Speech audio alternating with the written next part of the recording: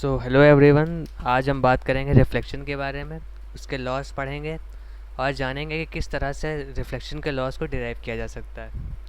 तो चलिए देखते हैं। सबसे पहले एक क्विक रिकैप रिफ्लेक्शन के ऊपर कि रिफ्लेक्शन क्या होता है। So reflection is the phenomena in which a light ray incident upon a optical device bounces back into the same medium. तो रिफ्लेक्शन तो हम सब जानते ही हैं। वैसे क्या होता है कि किसी भी, मान लीजिए, प्लेन मिरर के ऊपर एक लाइट इंसिडेंट हुई तो वो उसी मीडियम में वापस से चली जाती है, कुछ सर्टन रूल्स को फॉलो करते हुए कि जिस एंगल पर आई थी उसी एंगल पर वापस जाएगी। तो ये है रिफ्लेक्शन। इसके बाद देखते हैं कि लॉज ऑफ रिफ्लेक्शन क्या होते हैं। तो दो लॉज रिफ्लेक्शन के हैं। तो there are two laws of reflection. Consider a light ray incident on a plane mirror. The law of reflection states that the incident ray, the reflected ray and the normal to the surface of the mirror all lie in the same plane। क्या मतलब है इसका, चलिए एक figure के माध्यम से जानते हैं। ये प्लेन मिरर है, इसके ऊपर ये एक इंसिडेंट रे आई, ये रिफ्लेक्टेड रे गई, और ये नॉर्मल वेक्टर मतलब एक इस मिरर के परपेंडिकुलर जो लाइन है। हमेशा जो एंगल ऑफ इंसिडेंस और एंगल ऑफ रिफ्लेक्शन होते हैं वो नॉर्मल से नापे जाते हैं। तो ये कहा जा रहा है पहले लॉ में कि ये तीनों रेज सेम प्लेन में होंगे हमेशा। ठीक है। और सेकंड लॉ क्या कहता है कि the angle of incidence is equal to angle of reflection. Second law ये कहता है बस कि ये जो थीटा आई मतलब एंगल ऑफ इंसिडेंस और एंगल ऑफ रिफ्लेक्शन, ये दोनों बराबर होंगे। आज हम जानेंगे कि ये हम कैसे डिराइव कर सकते हैं। ये N obvious yet interesting fact, एक इंटरेस्टिंग फैक्ट जान लेते हैं कि the maximum possible speed that can be attend in a medium is the speed of light in that medium.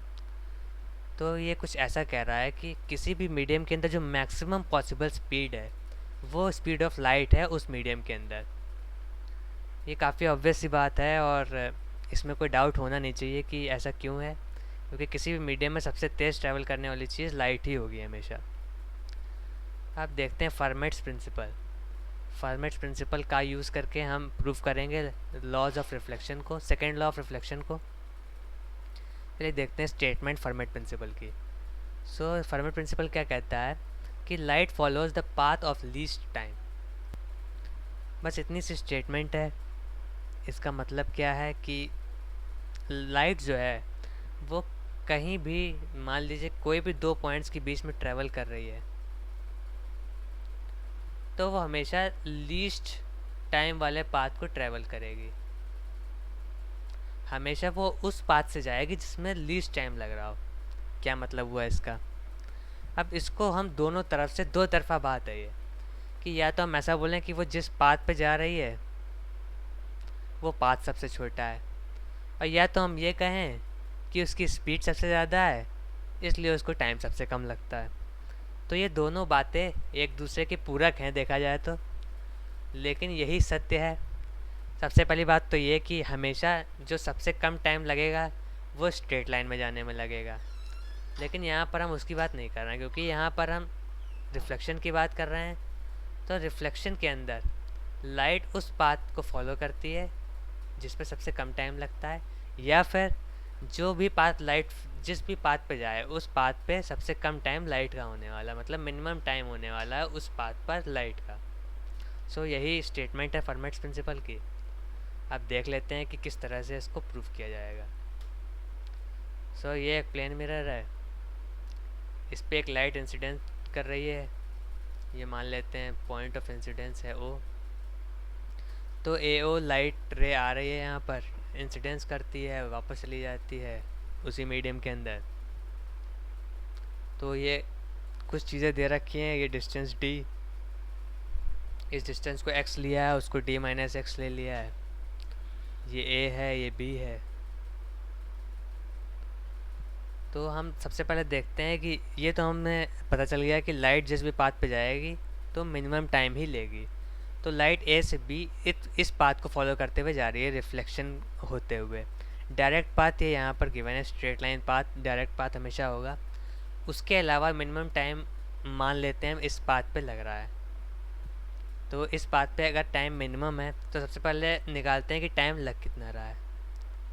तो टोटल टाइम हम इस तरीके से निकाल लेंगे कि पहले हम ए ओ का टाइम जोड़ेंगे, फिर ओ बी का टाइम जोड़ेंगे।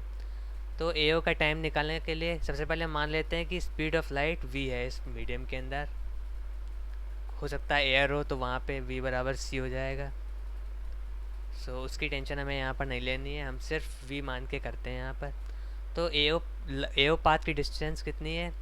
Under root A square plus X square.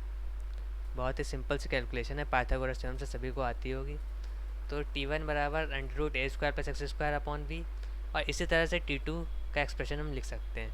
तो टोटल टाइम जो लाइट को लगेगा वो ये होगा टी। तो सिंस ये जो है मिनिमम टाइम है, इसका मतलब D T by D x zero होना चाहिए, क्योंकि ये टाइम मिनिमम है। इसलिए हम इसको करेंगे इसका डिफ्रेंशिएशन। ये टू टू को काट देगा, वी उधर जाके ज़ीरो हो जाएगा, मतलब ज़ीरो से मल्टीप्लाई हो जाएगा, और ये टू कट जाएगा और ये इधर आ जाएगा। तो ये कुछ इस तरीके का ये एक्सप्रेशन दिखेगा। अब इस एक्सप्रेशन को देखिए और इस फिगर को देखिए, क्या कुछ फील आ रहा है? ये हम देख सकते हैं कि x बटे under root A square plus X square, ये इस ट्रायंगल के अंदर, ये जो ट्रायंगल यहाँ पर बनाया है मैंने, ये ट्रायंगल देखिए आप, ओ ए मान लेते हैं इसको डी। तो ट्रायंगल ओ ए डी के अंदर ये लेंथ भी x होगी। साइन थीटा आई अगर हम लिखें बराबर x upon hypotenuse under root A square plus X square, ये है साइन थीटा आई। इसी तरह से इस ट्रायंगल के अंदर ये राइट एंगल ट्रायंगल हमने बनाया, ये जो शेड किया है, इसके अंदर थीटा आर होगा, ये डी माइनस एक्स है, ये भी डी माइनस एक्स अपॉन ये हाइपोटेन्यूज का लेंथ L2। इस तरह से साइन थीटा आर भी लिख सकते हैं। कितना आएगा? D minus X upon under root B square plus G minus X का स्क्वायर, ये आ जाएगा। यही एक्सप्रेशन यहाँ पर लिखा हुआ है। इसका मतलब ये है साइन थीटा आई और ये है साइन थीटा आर। सो इस जो हमारे टाइम का एक्सप्रेशन था, इसका हमने करा सबसे पहले डेरिवेटिव, फिर उसको सिंप्लीफाई करा तो वो कुछ ऐसा आया। और ये हमने देखा कि ये तो साइन थीटा लिखा है, sine theta sine of angle of incidence लिखा है, और ये एंगल ऑफ रिफ्लेक्शन का साइन लिखा है। तो ये हो गया साइन थीटा आई बराबर साइन थीटा आर। और इसके बाद ये तो सभी जानते हैं कि अगर साइन बराबर हैं इन दोनों के तो एंगल भी बराबर होंगे, क्योंकि ये फर्स्ट क्वाड्रेंट के ही एंगल होने वाले हैं। सो यहाँ से हमें मिलता रिजल्ट साइन थीटा आई बराबर sine theta R implies theta I बराबर थीटा आर, मतलब एंगल आई बराबर एंगल आर, जो कि है सेकंड लॉ ऑफ रिफ्लेक्शन। तो उम्मीद है कि ये छोटा सा प्रूफ या डेरिवेशन अच्छा लगा हो, और अगर कोई डाउट हो तो ज़रूर पूछें कमेंट सेक्शन में, और अच्छा लगा हो तो ज़रूर लाइक करें और शेयर करें सभी के साथ। धन्यवाद।